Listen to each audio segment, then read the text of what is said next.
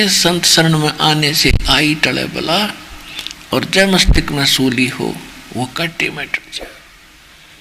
परमेश्वर कबीर जी चारों युगों में आते हैं, क्योंकि ये आपके पिता हैं, ये आपके परम पिता हैं, ये आपके अपने हैं, और अपनों के लिए अपने दुखी हुआ करें। एक कवि का एक सिंपल सी कहानी वो भी सुनाया करते थे कि नो तो दुनिया मरे बतेरी पर अपने का दुख हो से। तो हम उस परमात्मा के हम अपने हैं, और अपने का दुख अपने को ही होता है। अब हमने इतनी भांग पी रखी है इस काल की, और अज्ञान इतना हमारे अंधेरा कर दिया, हमारी आंखों से हमें आत्मा की आंखें बंद कर दी, और ये चरम दृष्टि गणी खोल दी, चतुर्गणे बना दिए, इंजीनियर बना दिए, डॉक्टर बना दिए, अच्छे एजुकेटेड बना दिए, मंत्री प्रधानमंत्री जज बना दिए, और हमारी आंख फूल गई। अब हमने क्यों सैकड़ों आदमी सर्जी कहने वाले मिल गए, सैकड़ों सलूट मार रहे हैं, हमने क्या जरूरत भगवान की। और ये आपके हैं पिछले जन्म की जो पुण्यात्माएं हैं, उनको ऐसी ऊंच पोस्ट प्राप्त होती है, और उन्हीं को संत पद प्राप्त होता है। नकली संत पद भी वही प्राप्त करते, क्योंकि उनके संस्कार तो काल ने देने ही देने हैं, वो किसी प्रकार से बर्बाद करवा उनके। और वो परमात्मा आके हमारी आंखें खोलते हैं, कहते सो छल छिदर मैं करूं अपने जन के काज, और अरणक सेपू जीव मार दूं मैं नरसिंह दर लूं साज। कहते अपने भगत के लिए मैं भी बहुत कुछ कर देता हूं। तो इसी उद्देश्य से जैसे परमात्मा के विधान में लिखा है कि वो परमात्मा सतलोक से चलकर आते हैं, अच्छी आत्माओं को मिलते हैं, उनको तत्व ज्ञान सुनाते हैं। इसी आधार से परमात्मा कहीं पर भी प्रकट हो जाते थे, और वहाँ 10-20 वर्ष रहकर वहाँ के अक्षेत्र की जो पुण्यात्माएं होती थी उनको आपदाओं से बचाते थे। उनमें परमात्मा की आस्था दृढ़ करने के लिए वहाँ कुछ दिन उस अक्षेत्र में रहा करते थे। कई स्थानों पर, लगभग 20-30 स्थानों पर ऐसे जगह जगह अपनी झोंपड़ी और एक आश्रम का छोटा सा निर्माण कर रखा था, और वो उस प्रत्येक आश्रम में किसी में 10 दिन, किसी में 15 दिन, किसी में 1 महीना ऐसे रुका करते थे, फिर चले जाते थे। एक गांव के अंदर जहाँ परमात्मा का आश्रम था संत रूप में, यानी संत का आश्रम था, हम संत ही कहेंगे इस कथा के अंदर। तो जब वहाँ संत जी आते थे तो गांव के लोग जितने उपदेशी थे, 10-20 घर, तो प्रतिदिन एक घर से, एक उपदेशी के घर से आश्रम का खाना जाया करता था संत जी का, और उनके साथ जो भक्त 10, 5, 4 होते थे उनका। उन्होंने ऐसा अपना एक टर्न बांध रखी थी, एक पारी बना रखी थी। तो उसी गांव में एक बहन थी जिसका पति मर चुका था, इकलौता पुत्र था, और वो भी उसी नगर में रहा करती थी। उसने दीक्षा नहीं ले रखी थी। एक बहन का नंबर आ गया संत का भोजन बनाने का, उस दिन का, दोनों समय का। तो उस बहन ने खीर बनानी चाहिए तो देखा दूध खराब हो गया। और जिनको परमात्मा पुण्यात्मा इस अध्यात्म मार्ग का ज्ञान हो जाता है तो वो समर्पित हो जाते हैं। उनको पता होता है कि ये बार बार अवसर नहीं मिलता भगवान की भक्ति और सेवा का। तो उसको बड़ा दुख हुआ कि परमात्मा आज तो बड़ी बात बिगड़ी, आज मुश्किल से दाव लगा था अपने पूज्य गुरुदेव जी की सेवा का, और आज दूध खराब हो गया, खीर कैसे बनाऊंगी। खीर बिना ये दावत पूरी होती नहीं। तो उसने देखा कि एक पड़ोस में अभी 1 महीना पहले कोई भैंस ताजी ब्याई थी, उसके घर गई और कहा बहन ऐसे ऐसे मेरा दूध खराब हो गया, मुझे दूध उधारा दे दे। पहले दूध बेचते नहीं थे और अपना कारण बताया कि ऐसे ऐसे मेरे गुरुदेव जी का भोजन बनाना था, पता नहीं कौन सा माड़ मेरा खराब कर्म आगे अड़ गया कि मैं आज मेरा दूध फट गया, खीर नहीं बना पाऊंगी, मैंने खीर बनानी है। तो उस बहन ने, जिसके वह भैंस ताजी ब्याई थी, दूध निकाल कर और टांग रखी थी, बाल्टी भरी भराई, वह नो की नहीं उठा कर उसके पात्र में पूरी डाल दी और कहने लगी बहन ले जा। तो जो उपदेशी बहन थी उसने कहा बहन कुछ तो रख ले अपने परिवार के लिए। तो कहने लगी बहन ले जा। ना जाने कैसे दाव लग गया इसे शुभ काम में, और मुझ कर्महीन का जो दूध प्रयोग होगा, ना जाने कैसे दाव लग गया। ले जा बहन, तू सारा ही ले जा। अब इस बात से वह सत्संग में जाने वाली बहन प्रभावित हुई कि हे भगवान कितनी पुण्यात्मा और आपसे दूर है, मैं सत्संगी ले रखा है, भगवान से भी बहुत निकट मानती हूँ, सारा दूध तो मैं भी ना दूँ कि मेरी उपदेशन भी मांगना आ जाता है, न सोचूंगी कुछ राख लूँ बच्चों के लिए, और इसने सारा कुछ ही दे दिया। तो वह सोचन पर विवश हुई, कई दिन उसके हृदय से वह बात उतरी नहीं। वह फिर गई उसके घर पे, सोचा इसको कुछ भगवान की कथा सुना दूं, इसकी रुचि भगवान में बने और इसका उद्धार हो। अब वो बहन गई, कुशल मंगल पूछा, तो वो लड़की जो थी अनुपदेशी थी, जिसने नाम नहीं ले रखा था, वह रोने लगी फूट फूट कर। जब कुशल की बात आई कि बहन कुशल हो, बोली कुछ नहीं पर फूट फूट कर रोने लगी। अब उपदेशी बहन ने पूछा, उसने सोचा क्या घटना घट गई इसके साथ। तो जब खूब रो रही, हल्का कलेजा हो गया, तब वह बताने लगी, कहने लगी बहन ये छोटा सा बाल लड़का था मेरा गोदी में, इसका पिता मर गया और मैंने ना किसी के संपर्क किया, ना जेठ का ना देवर का, और ना कुछ और ब्याह की सोची। इसलिए नहीं सोची कि इस बालक ने दुखी कर देंगे मेरे ने, मैंने दुखी सुखी करके इसने पालूंगी, और मैंने यूँ पाल दिया। और न सोचा था ये बच्चा सियाना हो जाएगा तो मुझे सुख होगा, और यो बालक कति बिगड़ गया, ना मेरी एक मानता और शराब पीता है और निकम्मे बच्चों में बैठता है, मेरी एक नहीं सुनता, मैं नो दुखी होगी। कई बार तो मन में आता है कि अपनी आत्महत्या कर लूं। तब उस बहन ने कहा कि बहन देखो, आप मेरे साथ सत्संग में चला करो और वहाँ ज्ञान सुनोगे, आपका बोझ हल्का होगा, इस संसार का पता चलेगा ये है क्या। तो वो बहन कहने लगी कि मैं एक तो विधवा, मेरा पति सिर पर नहीं, और आपके तो पति हैं, आप तो उनके साथ भी जाते हो या फिर नहीं जाते। वो नहीं जाते हैं तो सबको मालूम है इनके पति हैं, उनकी आज्ञा से जा रहे हैं, और मैं जाऊंगी तो दुनिया पता नहीं के बात बनाओगी, मैं नहीं चल सकती तेरे साथ।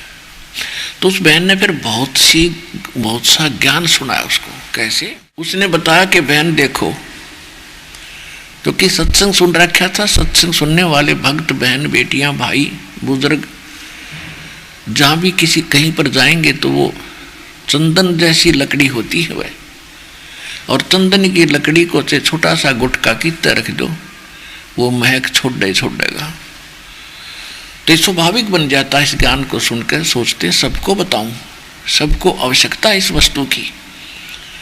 तो वह बहन बताने लगी कि देखो हम सत्संग में सुनते हैं तो उनको आधार बनाकर हम आगे बढ़ेंगे। आपने मीराबाई सुनी है? हाँ जी, खूब सुनी है। मीराबाई ने समाज को नहीं देखा, समाज के साथ कितना संघर्ष किया और आज वो सफल हुई। यदि मीराबाई ये सोचती कि समाज के कहेगा, कोई गुंडी कहता, कोई भुंडी कहता, और उसको मालूम था मैं कर क्या रही हूं, तो समाज तो देखो किसी को कुछ ना कुछ वो कहता ही रहता है, जैसी उनकी बुद्धि काम करती है। लेकिन भगवान से परिचित होने के बाद वो आत्मा परमात्मा से दूर नहीं हो सकती, चाहे सारा संसार एक तरफ हो। अब मीराबाई की कथा सुनाई उस बहन ने। क्या सुनाया? आत्माओं, आपने आज तक अध्यात्म ज्ञान जो है वो अध खबड़ा सा सुन रखा है, कहीं का सिर कहीं की चोटी, इस तरह का ज्ञान आपको सुना है। यथार्थ ज्ञान, तत्व ज्ञान अब सुनने को मिलेगा। संपूर्ण कथाएं कैसे हैं। मीराबाई बचपन से ही परमात्मा में बहुत ज्यादा आस्था रखती थी और ठाकुर समाज में उनका जन्म था। ठाकुर लोग अपनी बहन बेटियों को, बहुओं को पर्दे में रखते थे, घर से बाहर नहीं जाने देते थे, अपनी इज्जत समझते थे और स्वयं सारा काम करते थे। गोबर आप डाल के आते, पशुओं का बाहर, पानी खुद भरा करते, पर अपनी बहन बेटी बहुओं को वो घर से बाहर नहीं जाने देते थे। वो अपनी इतनी इंसल्ट समझते थे और अगर कोई गलती कर देती थी, लड़की किसी कारण से बाहर चली जाती तो उसको ख़त्म कर देते थे। यहाँ तक उनका एक ऐसा ट्रेंड बना हुआ था। तो उस समाज में मीराबाई का जन्म हुआ और काल ऐसा ही करता है। जो पिछला संस्कारी हंस होता उसको ऐसे किले में फिट कर देगा कि वो भक्ति या तो करे नहीं, और करेगा तो उसको उपलब्ध नहीं होने देंगे। तो मीराबाई की माता बहुत धार्मिक थी और घर पे ही अपने श्री कृष्ण जी की वह पूजा करा करती थी। और मीराबाई ने बचपन से ही, जैसा भी सुनते हैं, तो उसी में आस्था बन गई, श्री कृष्ण जी को अपना मालिक मान लिया। फिर उसका कुछ समय के बाद विवाह करने लगे तो उसकी माँ ने अपनी माँ से कहा कि माँ, मैं दो बार ब्याह नहीं कराती, मैंने विवाह कर लिया श्री कृष्ण जी से। फिर भी जैसे तैसे उसको जबरदस्ती करके उसका ब्याह कर दिया। तो 4-5 वर्ष ब्याह के उपरांत उसका पति राजा था और घर में बड़ा था। उसका एक देवर था। तो उसके पति की 4 वर्ष विवाह के 4-5 वर्ष के बाद मृत्यु हो जाती है। जब वो उसका पति था, राजा था, और मीराबाई ने अपने पति से कह दिया था कि मैं भक्ति करूंगी, भक्ति से ना रोकना मुझे। तो वो अच्छी आत्मा, नर्म आत्मा का था। उसने कहा मैं बिल्कुल नहीं रोकूंगा। तो उसने, मीराबाई ने कहा कि मैं मंदिर में जाया करूंगी।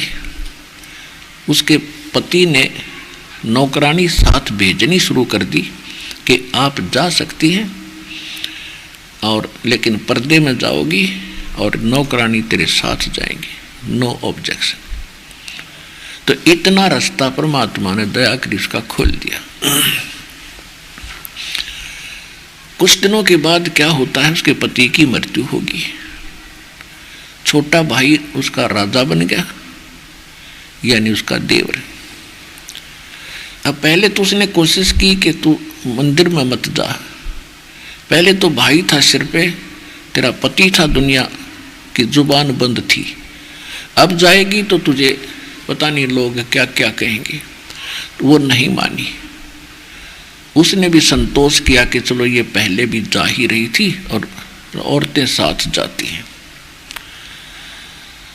जो जन मेरी शरण है ताका हूं मैं दासी,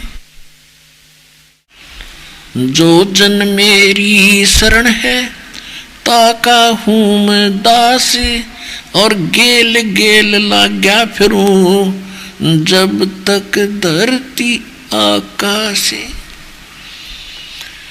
पुण्यात्मा, इस दास को परमात्मा के विधान का बहुत सारा ज्ञान हो गया।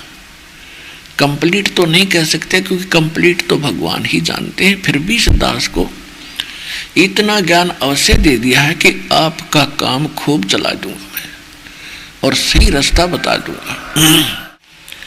अब जो भक्ति का समय अब है, ये कंप्लीट कोर्स यानी पूर्ण संपूर्ण साधना आपको प्राप्त होगी, हो चुकी है और हो रही है। योग्य होते जाओगे सभी साधनाएं आपको प्राप्त होती चली जाएगी। और जिन्होंने मर्यादा निभाई अंतिम सांस तक, तो वो सीधे सतलोक जाएंगे आपके, और फिर कभी मृत्यु नहीं होगी। आपके बच्चे भी फिर आपके साथ साथ वही आकर ये परिवार ज्यों का त्यों वहाँ रूप धारण कर लेगा। वहाँ वृद्ध अवस्था नहीं और मृत्यु नहीं और कोई काम नहीं, कोई अभाव नहीं किसी वस्तु का।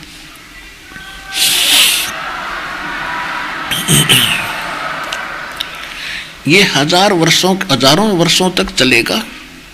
उसके बाद फिर इसमें बहुत त्रुटियां आएंगी, और उस समय जो किसी ने 2 वर्ष, किसी ने 4 वर्ष, किसी ने 10 वर्ष भक्ति कर ली और वो सतलोक नहीं गए, तो वही आत्माएं फिर भटकती रहेंगी। कभी ऊपर जाएंगी स्वर्गलोक में, कभी ब्रह्मलोक में, कभी पृथ्वी पर राजा बनेगी, कभी रानी बनेगी, और अपने पुण्यों को जो इस सत भक्ति से इकट्ठी हुई थी आपकी पूंजी, उसने हजारों युगों तक न्यू नाश करेगी।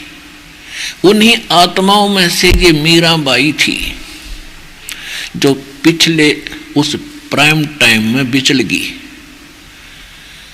और परमात्मा कहते हैं जो एक बार मेरी शरण में आ गया उसने पार करके छोड़ दूंगा।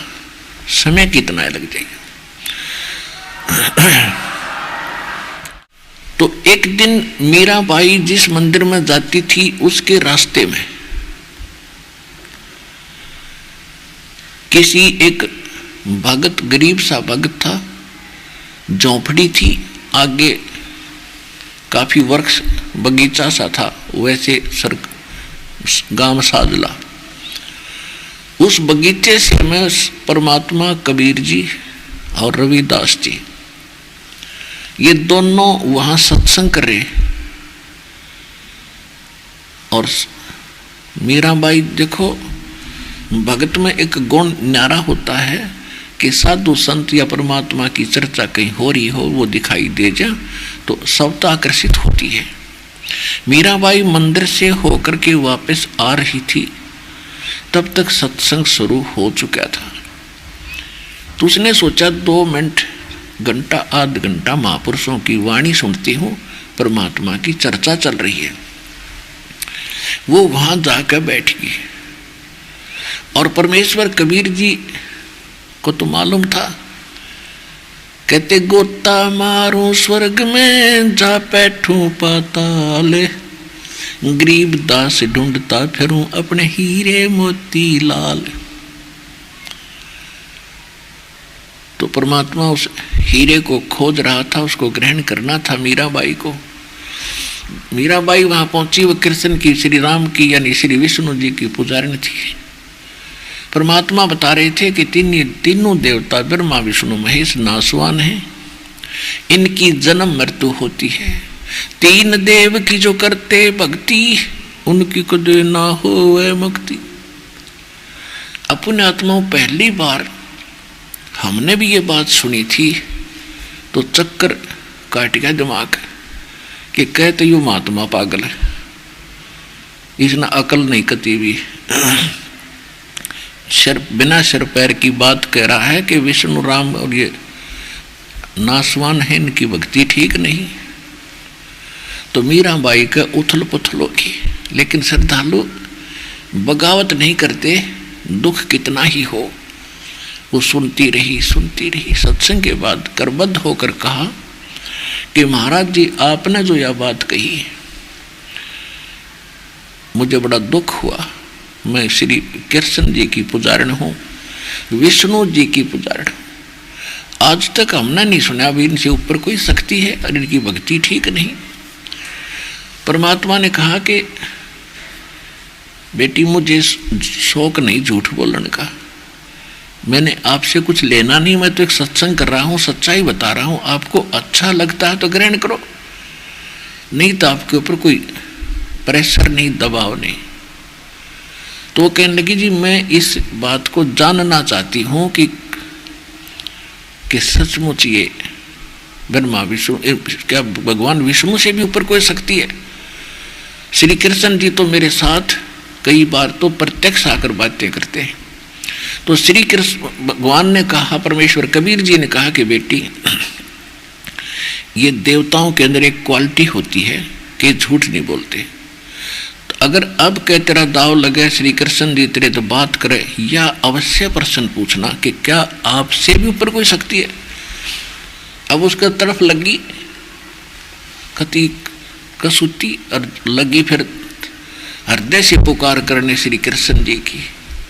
श्री कृष्ण जी प्रकट हुए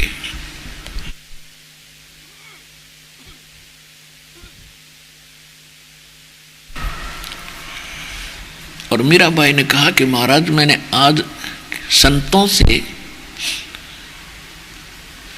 कुछ ऐसी अटपटी सी बात सुनी जो मेरे गले उतर नहीं रही, आप निर्णय करो।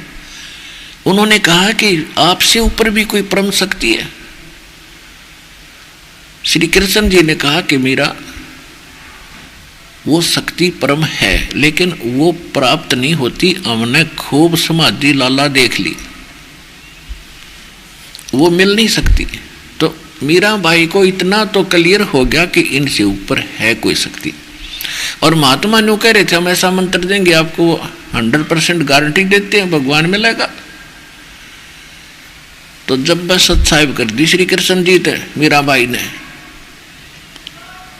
सूक्ष्म वेद में कहा कि एक के चोट सिधारिया जिन मिलन दाचा, एक का चोट बतेरी जिन्हें भगवान चाहिए। अटपट की क्या जरूरत थी जब खुद स्वीकार कर लिया स्वयं।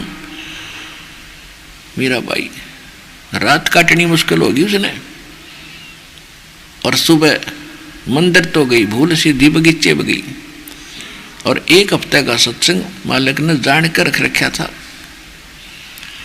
तो जाते चरणों में गिर गई कबीर भगवान के, कहने लगी महाराज मेरा कल्याण कर दो, मतलब घनी भूल में सोऊं थी। परमात्मा ने सभी श्रोताओं के सामने पूछा बेटी सच्ची बात बता क्या बात हुई। तब उसने बताया कि मैंने रात शाम ने जाकर श्री कृष्ण जी से अर्ज करी, मेरे सामने आए, उनसे मैंने ये प्रश्न किया कि आपसे ऊपर कोई शक्ति है। तो उन्होंने यही कहा कि वो शक्ति मिलती नहीं, हमने भी कोशिश कर ली। तो महाराज आपकी सारी बात सच्ची, और वो कहते उनको मिली नहीं और आपको हम उनको मिला देंगे। आत्मा ने कहा कि बेटा संत होगा वो झूठ नहीं बोला करे, और बकवादी अपने अटपट कर के लिए स्वार्थ सिद्धि के लिए कितनी झूठ बोल सकता है। तो हम उस परम शक्ति को जो श्री कृष्ण और सबसे ऊपर जो परम शक्ति है उसका एक ऐसा मंत्र देंगे वो सहज में मिल जाएगा आपको भक्ति करते करते, और बहुत आसान भक्ति है उसके पाने की। ना घर त्यागना, ना कोई अन्य कोई लटोटर करना, बाह्य आडंबर की आवश्यकता नहीं, मोक्ष मंत्र से होता है। तो चरणों में गिर गई भगवान मैंने मोक्ष भक्ति नाम दे दो। अब परमात्मा को ये दिखाना देखना था, उसका टेस्ट करना था, उसकी परीक्षा करनी थी कि यह भगत है। भगत के अंदर जाति अभिमान, पद अभिमान, किसी भी प्रकार का अहंकार अगर है तो भक्ति नहीं कर सकता। सबसे पहले संत उसके उस अभिमान अहंकार का नाश करते हैं जो भक्ति नाशक बाधक है।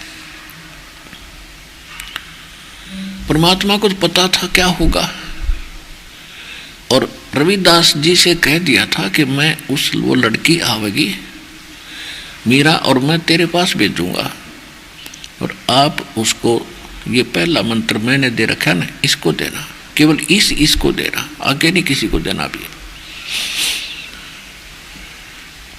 तो कबीर साहब जब वो लड़की आई तो कबीर साहब ने कहा, बेटा जाओ, वो भक्त बैठा महात्मा, वो आपको दीक्षा देगा, मैंने उसको आदेश दे रखे हैं। अब जब मीराबाई वहां पहुंची और उनसे प्रणाम किया कि महाराज जी मुझे दीक्षा दे दो, सामने बैठी थी थोड़ी दूरी पे, तो रविदास जी ने कहा कि बहन दीक्षा तो गुरुजी देते हैं, वही दिया करते हैं, कि उन्होंने ही तो कहा है। तो परमात्मा ने कहा, रविदास कल्याण कर बेटी का। तब रविदास ने कहा कि बहन बात सुन ले, मैं जाति से चमार हूं और आप ठाकरों की बेटी हो, देखो समाज तुझे बहुत कुछ बुरा भला कहेगा, और बहन गुरु के प्रति अगर फिर तेरी आस्थाहीन होगी, आपके मन में दोष आ गया तो भक्ति नष्ट हो जाएगी, गुरु और शिष्य का नाता समाप्त हो जाएगा, आप सोच समझ लो। तो मीराबाई ने कहा कि भाड़ में पड़ो यो संसार, आप मेरे पिता, मैं आपकी बेटी, भगवान मैंने नाम दे दो, मुझे दीक्षा दो, मेरा कल्याण करो। मैं जिस वस्तु के लिए तड़प रही हूं वो मुझे मिलने जा रही है, तो मैं संसार नहीं देखूंगी। तो मीराबाई को रविदास जी ने दीक्षा दे दी। वो सत्संग सुनने आती रही, फिर सत्संग समाप्त हुआ, संत चले गए। कुछ दिनों के बाद वो फिर आए। उस समय खेतों में काम का समय था, तो वो रात्रि में सत्संग कराया करते कि दिन में काम करो, घर के भी प्रसन्न रहेंगे, नहीं तो तुम्हें आने नहीं देंगे। दिन में अपना खेतों का काम करो, मजदूरी करो, किसानी करो, और रात में अपने नींद के समय में से भगवान का ज्ञान सुनो। तो फिर वो 1 हफ्ते का 10 दिन का रात का सत्संग रख दिया। अब मीराबाई रात को जान लगी। अब इस बात का उसके देव राजा को बड़ा दुख हुआ कि अभी पहले तो दिन में जाया करती मंदिर में, अब रात ने जावा सत्संग में, या तो बात बिगाड़ेगी, इज्जत का नाश करेगी, और कित मुंह दिखावाएंगे, कहाँ मुंह दिखाएंगे, कहीं गड़बड़ होगी। तो उसने क्या सोचा कि इसको मार देता हूं, और ऐसे ढंग से मारूं कि लोगों को पता भी ना चले। तो उसने क्या तरीका अपनाया, उसने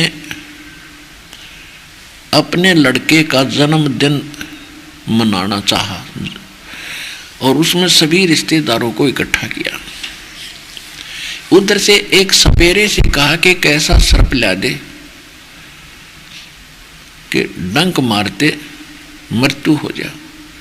राजा का आदेश, उस सपेरे ने ऐसा ही ला के दे दिया, ऐसा सर्प ला दिया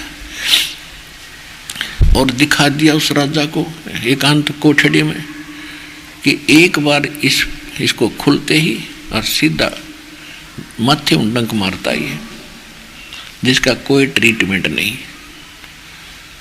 राजा ने उसको मुंह मांगे पैसे दे दिए और उसको एक आभूषणों के डिब्बे में बंद करके, गहनों के डिब्बे में बांदी को दे दिया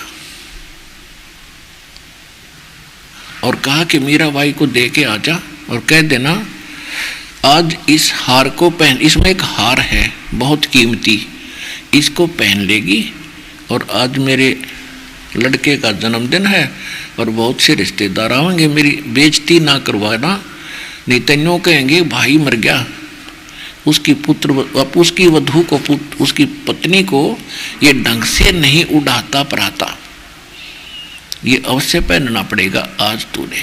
नहीं तो मीराबाई कोई हार श्रृंगार के आसपास भी नहीं रहती थी, सिंपल वेशभूषा में अपना टाइम पास कर रही थी।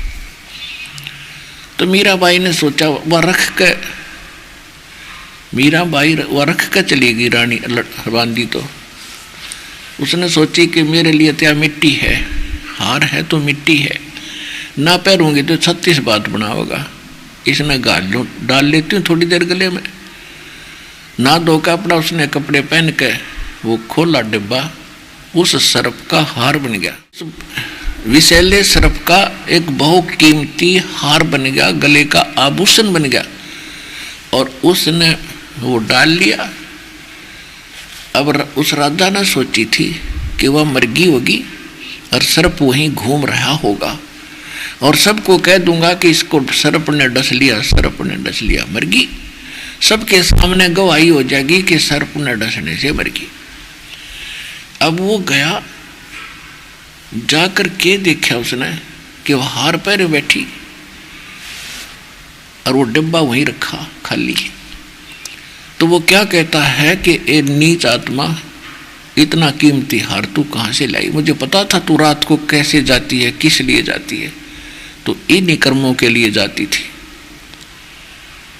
तेरी गर्दन काटूंगा, अब सब रिश्तेदारों को बुलाता हूं, तू कहाँ से लाई? तो उसने कहा जी आपने भेजा था, आप मुझे जीने देते ना मरने देते हो।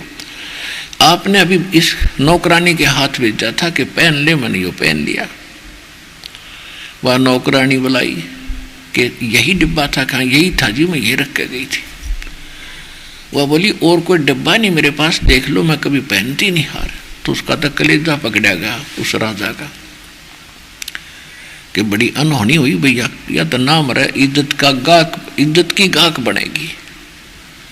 वो तो हो गया उनका समागम जो होना था। उसने फिर उससे पहले से कहा कि भाई नौकर एक विष ला के दे दे मुझे ऐसा। इस चैनल नू सब्सक्राइब करो ते इस चैनल ते असी पॉजिटिव, स्पिरिचुअल ते रूह नू सुकून देने वालियां वीडियोस अपलोड करांगे। आओ सारे रल मिल के इस चंगियाई नू अगे वधाइए।